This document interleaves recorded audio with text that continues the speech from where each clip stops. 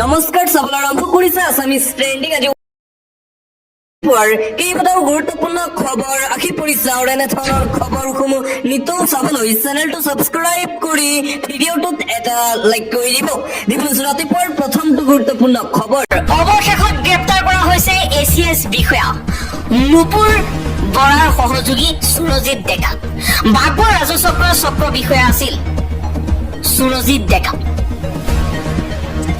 কৰ্মৰত আছিল লাট মণ্ডল হিচাপে নুপুৰ বৰাৰ সৈতে মিলি লুণ্ঠন ৰাজ চলাইছিল সুৰজিৎ ডেকাই লুণ্ঠন চলাই এটা 3 মহলীয়া অট্টালিকা বনাই আছিল সুৰজিৎ ডেকাই লাট মণ্ডলজনৰ এখন থাৰ বাহনো আছিল আই বহিৰ্ভূতভাৱে টকা লুণ্ঠন কৰি ৰাজ চলাইছিল দুয়োজনকৈ চৰকাৰী বিষয়াই আন এটা খবৰ আহমেদাবাদৰ বিমান দুৰ্ঘটনাত মৃত্যু হোৱা গুজৰাটৰ প্ৰাক্তন মুখ্যমন্ত্ৰী বিজয় ৰূপানীৰ অন্ত্যেষ্টিক্ৰিয়াৰ খৰচ দিবলৈ অস্বীকাৰ কৰিছে বিজেপিয়ে গুজৰাটৰ প্ৰাক্তন মুখ্যমন্ত্ৰী বিজয় ৰূপানীৰ পৰিয়ালে অভিযোগ উত্থাপন কৰিছে যে ভাৰতীয় জনতা পাৰ্টিয়ে তেওঁক অন্ত্যেষ্টিক্ৰিয়াৰ খৰচ বহন কৰিবলৈ অস্বীকাৰ কৰিছে যাৰ বাবে তেওঁলোকে 25 লাখ টকাৰ বিল পৰিশোধ কৰিবলগীয়া হৈছে আন এটা খবৰ জনজাতিকৰণৰ দাবীত আকৌ অসম বন্ধৰ আহ্বান 4 অক্টোবৰত উজনি অসম বন্ধৰ আহ্বান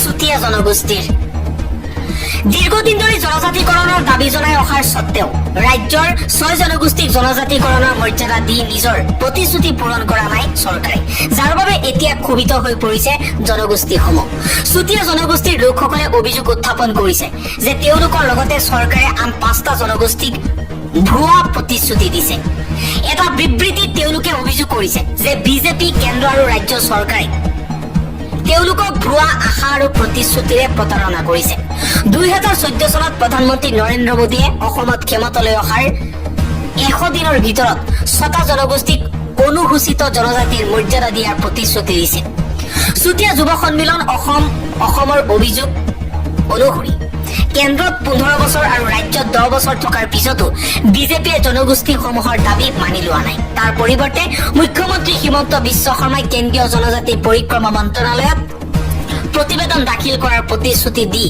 চলিত বৰ্ষৰ আৰম্ভণিতে মানুহক বিপদে পৰিচালিত কৰিছিল সংগঠনটোৱে সকীয়াই দিছে যে জনসাধাৰণ এতিয়া শূন্য প্ৰতিশ্ৰুতি আৰু ফুটা আশ্বাস গ্ৰহণ কৰিবলৈ সাজু নহয় এতিয়া জনসাধাৰণক যি লাগে সেয়া সমাধান অন্য প্ৰতিশ্ৰুতি নহয় সংগঠনটোৱে সকীয়াই দিছে যে 2026 চনৰ বিধানসভা নিৰ্বাচনৰ পূৰ্বে যদি জনজাতিৰ মৰ্যাদা প্ৰদান কৰা নহয় তেন্তে ৰাজহুৱা অস্থিৰতাৰ ভয়াৱহ পৰিণতিৰ সন্মুখীন হ'বলৈ চৰকাৰ সাজু হ'ব লাগিব লগতে সংগঠনটোৱে এই বিষয়ত সকলো অসমীয়া ৰাইজক পূৰ্ণ সমৰ্থন আগবঢ়াবলৈ আহ্বান জনাইছে আন এটা খবৰ উমৰাংচুত ৰেড হল মাইনিং চলোৱাসকলৰ বিৰুদ্ধে হত্যাৰ অভিযোগত গোচৰ চলাওক এইবাৰ নিৰ্দেশনা জাৰি কৰিছে গুৱাহাটী উচ্চ ন্যায়ালয়ে কাৰ্বি আংলঙৰ অবৈধ কয়লা খনিত এতিয়াও অবৈধ ৰেড হল মাইনিং চলি থকাক লৈ তীব্ৰ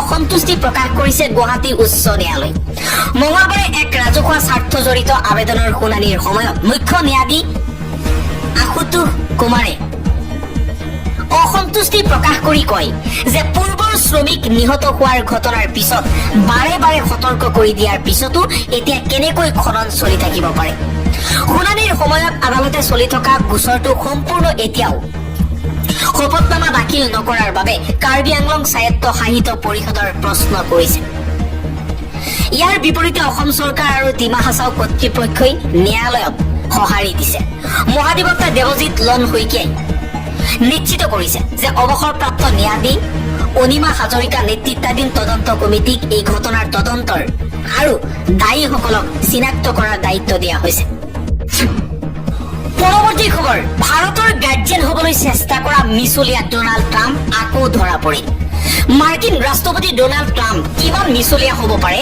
তাৰ প্ৰমাণ আকৌ এবাৰ পালে বিশ্ববাসীয়ে ট্ৰাম্পৰ মিথ্যাচাৰ এইবাৰ উদঙাই দিলে পাকিস্তানে ভাৰত পাকিস্তানৰ যুদ্ধবিৰোধীৰ বাবে মধ্যস্থতা কৰা বুলি আমেৰিকাৰ ৰাষ্ট্ৰপতি ডোনাল্ড ট্ৰাম্পে বাৰম্বাৰ কৈ আহিছে পাকিস্তানৰ বৈদেশিক মন্ত্ৰীগৰাকীয়ে কৈছে যে মে মাহত ভাৰত পাকিস্তানৰ সামৰিক সংঘাতৰ সময়ত আমেৰিকাৰ বিদেশ মন্ত্ৰী মাৰ্কো ৰুবিঅই তেওঁ কৈছিল যে ভাৰতে যুদ্ধবিৰতিৰ বাবে তৃতীয় পক্ষৰ মধ্যস্থতা অস্বীকাৰ কৰিছিল কাৰণ এইটো দুয়োখন দেশৰ মাজত দ্বিপাক্ষিক বিষয়। বিদেশী এক চেনেলৰ সৈতে হোৱা এক সাক্ষাৎকাৰত ডাৰে কৈছে সামৰিক সংঘাতৰ সময়ত ভাৰতৰ সৈতে তৃতীয় পক্ষৰ মধ্যস্থতা সম্পৰ্কে ৰুবিঅক সোধাত আমেৰিকাৰ বিষয়াগৰাকীয়ে তেওঁক কয় যে নতুন দিল্লীয়ে ইয়াক নাকচ কৰিছে কাৰণ ইয়াত দ্বিপাক্ষিক বিষয়। তেওঁ লগতে কয় তৃতীয় পক্ষৰ মধ্যস্থতাত আমাৰ কোনো আপত্তি নাই কিন্তু ভাৰতে ইয়াক দ্বিপাক্ষিক বিষয় বুলি অভিহিত কৰিছে। পাক বিদেশ মন্ত্ৰীগৰাকীয়ে লগতে কৈছে যে দ্বিপাক্ষিক মধ্যস্থতাত আমাৰ কোনো আপত্তিও নাই।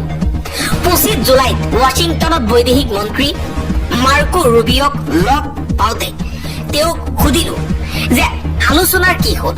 এই সন্দৰ্ভত মাৰ্কো ৰুবিঅই কয় যে ভাৰতে কয় যে এইটো এটা দ্বিপাক্ষিক বিষয়। পাকিস্তানৰ বৈদেশিক মন্ত্ৰীয়ে কৈছে যে আমি দ্বিপাক্ষিক আলোচনাৰ বাবে সাজু কিন্তু আলোচনাৰ বাবে ভিক্ষা নকৰো। আমি একো ভিক্ষা খুজি থকা নাই। কোনো দেশে যদি আলোচনা বিচাৰে আমি সুখী হ'ম। আমি ইয়াক আদৰণি জনাইছো। আমি এখন শান্তিপ্ৰেমী দেশ। আমি বিশ্বাস কৰো যে আলোচনাই হৈছে আগুৱাই যোৱাৰ পথ।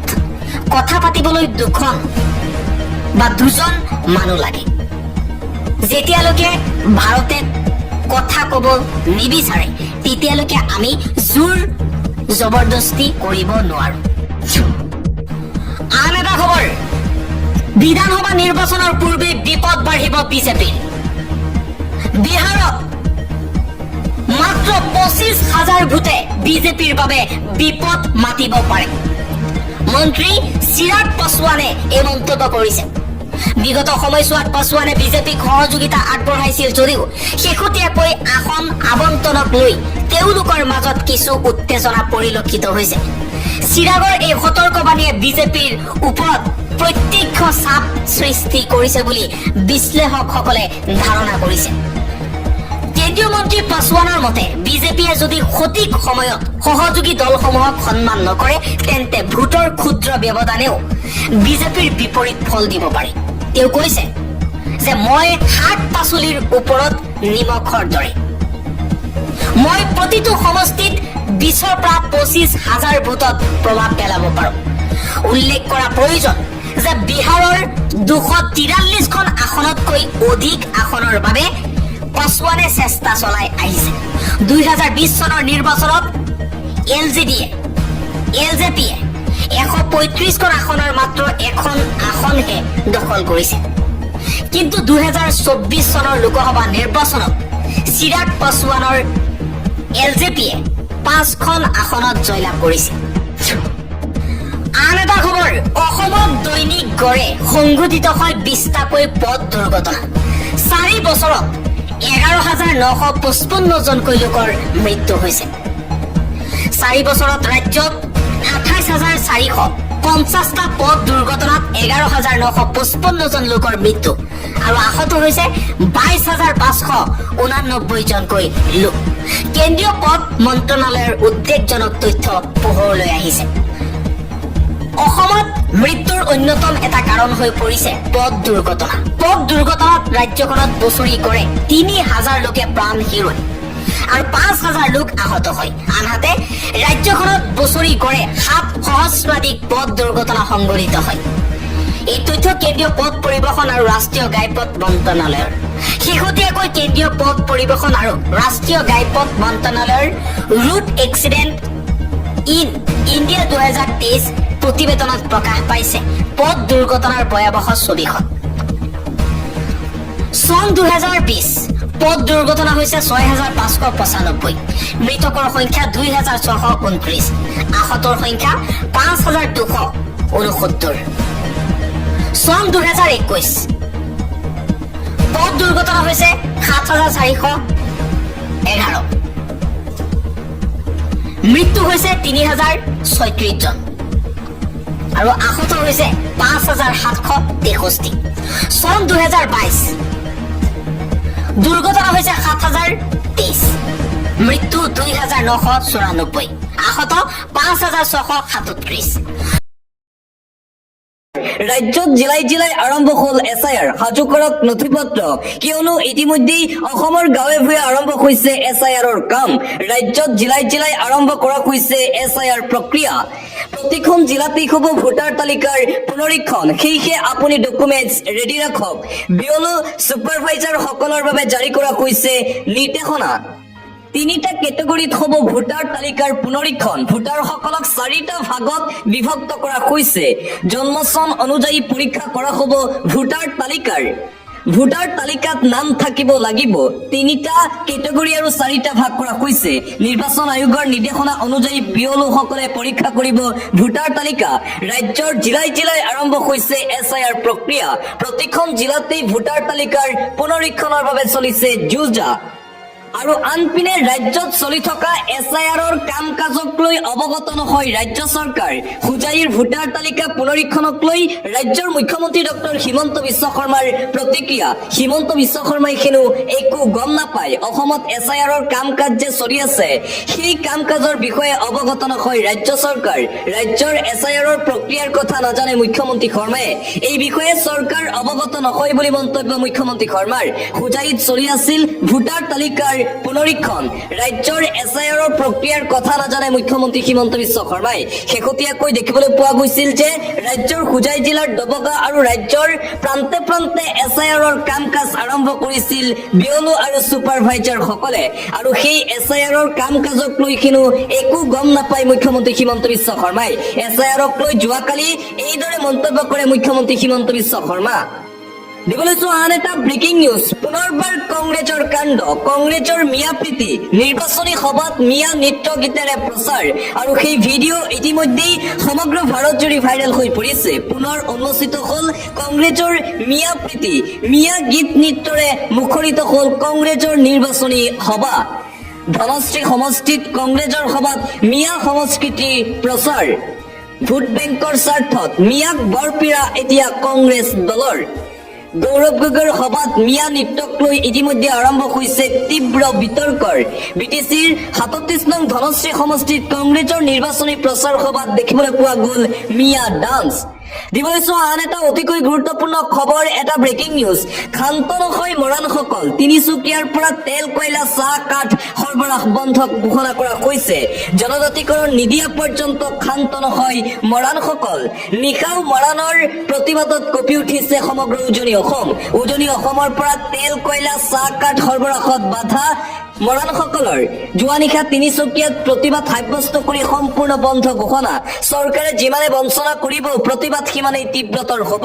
জনজাতিকৰণ নিদিয়া পৰ্যন্ত প্ৰতিবাদ ভয়াৱহ হৈ গৈ থাকিব।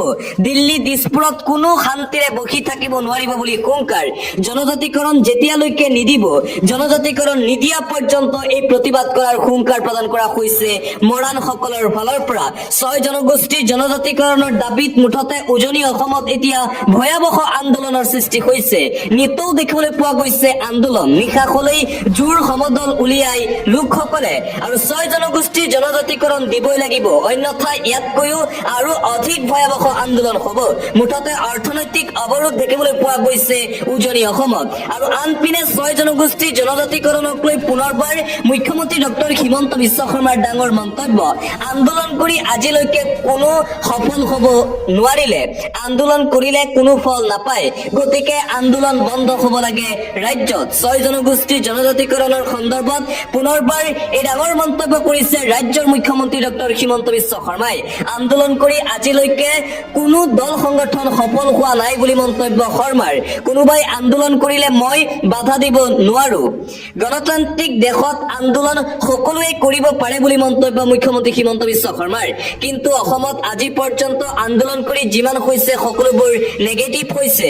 অসমত কোনো এটা আন্দোলনৰ আজি পৰ্যন্ত পজিটিভ ফলাফল দেখা নাই। গোলকগঞ্জত আক্ৰাচুৰ প্ৰতিবাদকাৰীৰ ওপৰত লাঠি চাৰ্জ সন্দৰ্ভতো পুনৰ মন্তব্য মুখ্যমন্ত্ৰী শৰ্মাৰ। আজি দাখিল হৈছে তদন্ত আবেদন।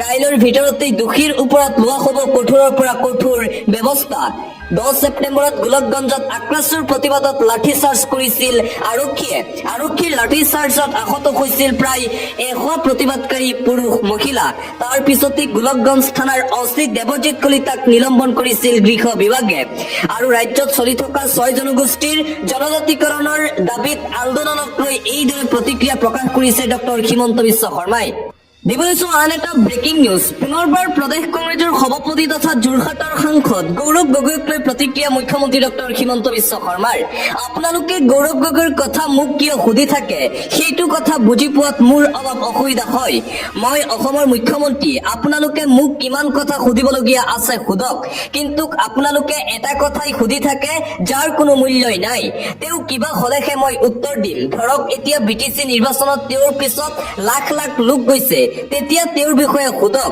তেওঁ একোৱেই নহয় তেওঁতকৈ ভূপেন বৰাৰ আকৰ্ষণ অলপ বেছি আছিল এইদৰে প্ৰদেশ কংগ্ৰেছৰ সভাপতি তথা যোৰহাটৰ সাংসদ গৌৰৱ গগৈক লৈ মন্তব্য কৰিছে মুখ্যমন্ত্ৰী হিমন্ত বিশ্ব শৰ্মাই সাংবাদিকে গৌৰৱ গগৈক লৈ বাৰে বাৰে মুখ্যমন্ত্ৰীক কৰা প্ৰশ্নৰ উত্তৰত এইদৰে সাংবাদিকক উত্তৰ দিছে মুখ্যমন্ত্ৰী হিমন্ত বিশ্ব শৰ্মাই গৌৰৱ গগৈক আমুল বেবী আখ্যা দিছে মুখ্যমন্ত্ৰী হিমন্ত বিশ্ব শৰ্মা মুঠতে পুনৰবাৰ এইদৰে গৌৰৱ গগৈৰ বিৰুদ্ধে সৰব হৈ পৰিছে ৰাজ্যৰ মুখ্যমন্ত্ৰী হিমন্ত বিশ্ব শৰ্মা দিবলৈছো আন এটা বিগ ব্ৰেকিং নিউজ মুখ্যমন্ত্ৰী হিমন্ত বিশ্ব শৰ্মাৰ বিৰুদ্ধে সামাজিক মাধ্যমত বিস্ফোৰক পোষ্ট গৌৰৱ গগৈৰ অসমতো এজন অন্য মামা আছে এইজন মামাই লৈ মামি টেক্স গৌৰৱ গগৈৰ সামাজিক মাধ্যমত পোষ্ট মহাভাৰতত যিদৰে এজন শকুনি মামা আছিল ঠিক তেনেদৰে বৰ্তমান অসমতো এজন অন্য মামা আছে তথাকথিত মামি টেক্স লোৱাৰ পৰা ৰাজনৈতিক ষড়যন্ত্ৰত ব্যস্ত থাকি ভাল পোৱা মামাজনে জনসাধাৰণৰ কল্যাণ পিঠি দি কেৱল মাথো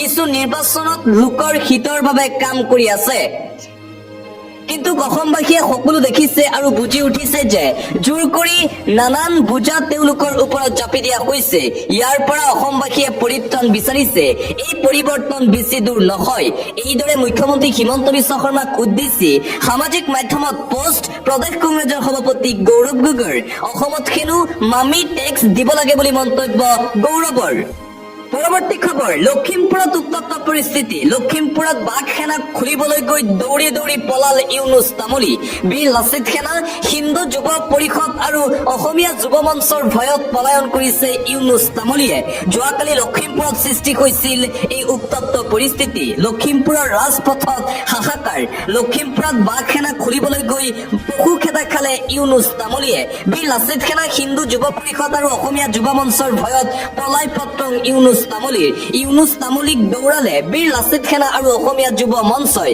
লখিমপুৰৰ ৰাজপথত হাহাকাৰ লখিমপুৰত সম্পূৰ্ণৰূপে নিষিদ্ধ ঘোষণা কৰা হৈছে ইউনুছ তামুলীক আগে বাঘ সেনাৰ নেতা ইউনুছ তামুলীৰ গাড়ী পিছে পিছে তিনি সংগঠনৰ নেতাৰ গাড়ী বীৰ লাচিত সেনা হিন্দু যুৱ ছাত্ৰ পৰিষদ আৰু অসমীয়া যুৱ মঞ্চই খেদিলে ইউনুছ তামুলীক দৌৰাই খেদিলে ইউনুছ তামুলীক যোৱাকালি লখিমপুৰলৈ গৈছিল ইউনুছ তামুলী আৰু তাতেই খালে পশু খেদা দল সংগঠনৰ গৰ্জনত ইউনুছ তামুলীৰ পলায়ন লখিমপুৰৰ বাইপাছত দৌৰালে ইউনুছ তামুলীক লখিমপুৰত ইউনুছৰ প্ৰৱেশ নিষিদ্ধ কৰিলে দল সংগঠনে আৰু মিয়াৰ হৈ মাত নামাতিবলৈ অন্তিম সকিয়নি প্ৰদান কৰিছে ইউনুছ তামুলীক জাতীয় দল সংগঠনসমূহে শেহতীয়াকৈ দেখিবলৈ পোৱা গৈছিল যে উজনি অসমৰ একাংশ মিয়াখেদা জাতীয় দল সংগঠনৰ বিৰুদ্ধে সৰব হৈ পৰিছিল ইউনুছ তামুলী আনকি এটি সংগঠনো সৃষ্টি কৰিছিল ইউনুছ তামুলীয়ে নাম দিছিল বাঘ সেনা অসম আৰু সেই সংগঠনৰ সভাত অংশগ্ৰহণ কৰিবলৈ যোৱাকালি লখিমপুৰলৈ গৈছিল ইউনুছ তামুলী আৰু তাতেই ইউনুছ তামুলীক পশু খেদা দিলে বীৰ লাচিত সেনা আৰু অসমীয়া যুৱ মঞ্চই আৰু আনপিনে ইউনুছ তামুলীৰ প্ৰতিক্ৰিয়া লখিমপুৰত খেদাৰ পিছতেই খঙত অগ্নিশৰ্মা হৈ পৰিছে ইউনুছ তামুলী তিনি সংগঠনৰ নেতাক ডকাইত আখ্যা দিছে ইউনুছ তামুলী যিসকল লোকে ইউনুছ তামুলীক খেদিছিল তেওঁলোকক ডকাইত আখ্যা দিছে ইউনুছ তামুলীয়ে কালি ৰাতিৰে পৰা লখিমপুৰতে থাকিলো মই নিজৰ কাম কৰি আহি গলো মোক একো কৰিব নোৱাৰিলে বুলি মন্তব্য ইউনুছ তামুলীৰ গাড়ীৰ পিছে পিছে খেদাক লৈ প্ৰতিক্ৰিয়া প্ৰকাশ কৰিছে খুদ ইউনুছ তামুলীয়ে বীৰ লাচিত সেনা হিন্দু যুৱ পৰিষদ আৰু অসমীয়া যুৱ মঞ্চৰ নেতা কৰ্মীয়ে খেদিছিল ইউনুছ তামুলীক আৰু সেই নেতাসকলক শিয়াল আখ্যা দিছে ইউনুছ তামুলীয়ে। মুঠতে ইউনুছ তামুলী লখিমপুৰত উপস্থিত হোৱাৰ পিছতেই উত্তপ্ত পৰিস্থিতিৰ সৃষ্টি হৈছিল। অন্য এটা খবৰ, পুনৰ উৰিয়াম ঘাটত নগাৰ আগ্ৰাসন দেখিবলৈ পোৱা গৈছে। নগাৰ পৰা সুৰক্ষা দিয়াৰ দাবীত খিলঞ্জীয়াৰ প্ৰতিবাদ। পুনৰবাৰ উৰিয়াম ঘাটত নগা দুৰ্বৃত্তৰ এই কাণ্ড পোহৰলৈ আহিছে। নগাৰ কাণ্ডক লৈ শংকিত খিলঞ্জীয়া ৰাইজ। অসমীয়াৰ মাটিত গছ পুলি ৰোপণ কৰিবলৈ আহিল নগা। অসমৰ মাটি নাগালেণ্ডৰ বুলি দাবী কৰিছে নগা দুৰ্বৃত্তই।